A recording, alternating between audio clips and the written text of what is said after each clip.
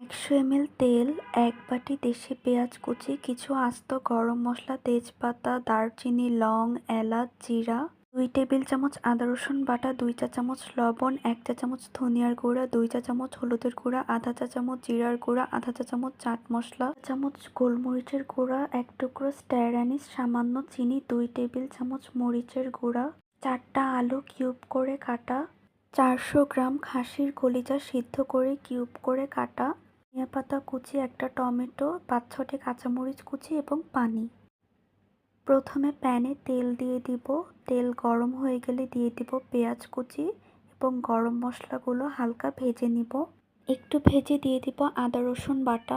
কিছুক্ষণ ভেজে দিয়ে দিব গুঁড়ো মশলাগুলো। এবার এগুলোকেও ভালো মতো কিছুক্ষণ ভেজে নিব।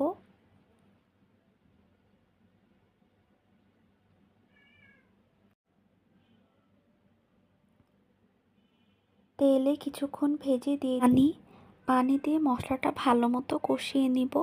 দিয়ে দিব লবণ এবং কাঁচামরিচ কুচি। মশলাটা ভালো মতো কষানো হলে দিয়ে দেব সেদ্ধ কলিজার কিউব। ভালো মতো মশলাটা মিশিয়ে দিয়ে দিব আলুর কিউব। ভালো মতো মিশিয়ে 5 মিনিটের জন্য ঢেকে রাখবো। 5 মিনিট পর যখন কষানো হয়ে যাবে দিয়ে দিব অল্প পানি সিদ্ধ করার জন্য। 10 মিনিট পর যখন সিদ্ধ হয়ে যাবে এরপর দিয়ে দিব টমেটো এবং ধনিয়ার পাতা। টমেটোটা যখন গলে মিশে যাবে এবং কলিজাটা যখন ভাজা ভাজা হয়ে যাবে তাহলেই তৈরি হয়ে যাবে আলু দিয়ে কলিজা ভুনা।